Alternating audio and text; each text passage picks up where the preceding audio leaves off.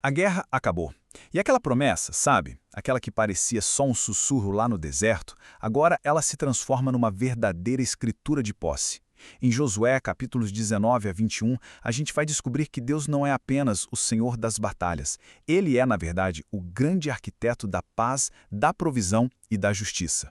Certo, vamos pensar nisso. Com o território finalmente conquistado, a grande pergunta muda. Não é mais como a gente vence, mas sim, e agora, como a gente vive? E o texto nos mostra que Deus estabeleceu 3 pilares, sabe? 3 colunas fundamentais para construir uma nação justa e que durasse. O primeiro pilar, então, é a herança. É importante entender que a terra não foi um troféu que Israel ganhou por ser bom de briga. Não. Ela foi a materialização da aliança de Deus. Cada fronteira, cada pedacinho de chão era um testemunho claro da soberania dele governando cada detalhe da vida do seu povo. E como fazer essa divisão?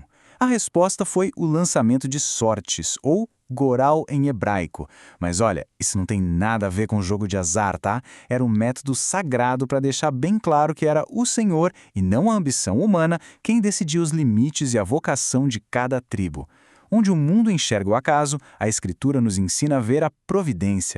E essa herança tinha até um nome especial, Nashalá. Essa palavra significa muito mais que só um lote de terra. Ela quer dizer que aquela porção está ligada à sua própria identidade. É um lugar seguro, garantido não pelo esforço de quem recebe, mas pela fidelidade daquele que prometeu. E aqui tem um exemplo que, nossa, é poderoso demais. O de Josué.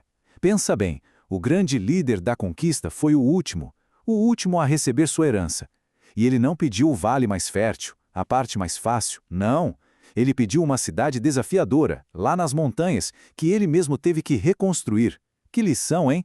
A verdadeira liderança serve primeiro, não fica correndo atrás de privilégio. Mas uma nação não é feita só de fronteiras, né? É feita de leis, e é aqui que Deus nos revela o segundo pilar. Ele mostra que uma sociedade justa de verdade precisa ter um equilíbrio perfeito entre justiça e graça. E para isso, foram criadas 6 cidades de refúgio. Olha só que genial a distribuição delas no mapa. 3 de um lado do Rio Jordão, 3 do outro, cobrindo o norte, o centro e o sul. O plano de Deus era muito claro. A misericórdia tinha que ser acessível, tinha que estar perto para todo mundo, em qualquer canto da nação. O nome hebraico para refúgio aqui é Miklat. E atenção, isso não era um esconderijo para bandido, de jeito nenhum. Era um santuário para a verdade. Um lugar sagrado para proteger quem cometeu um homicídio sem querer, sabe? Para abrigar essa pessoa do vingador do sangue até que um julgamento justo acontecesse. E o processo era super organizado. A pessoa fugia, explicava o caso logo na entrada da cidade, recebia proteção imediata e ficava ali, segura, até ser julgada pela comunidade.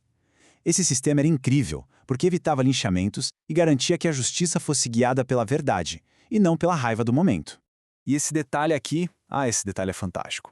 A tradição judaica conta que as estradas para essas cidades eram mantidas em perfeitas condições, sempre arrumadas, largas e com placas dizendo Miklat, refúgio. O ponto teológico aqui é poderoso. Deus não esconde o caminho da misericórdia. Pelo contrário, ele tira os obstáculos e ainda ilumina o caminho.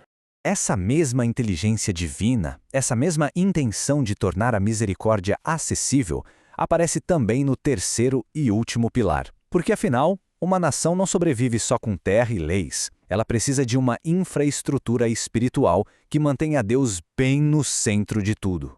A tribo de Levi, a tribo dos sacerdotes, não recebeu um território contínuo como as outras. Por quê? Porque a herança deles era o próprio Senhor.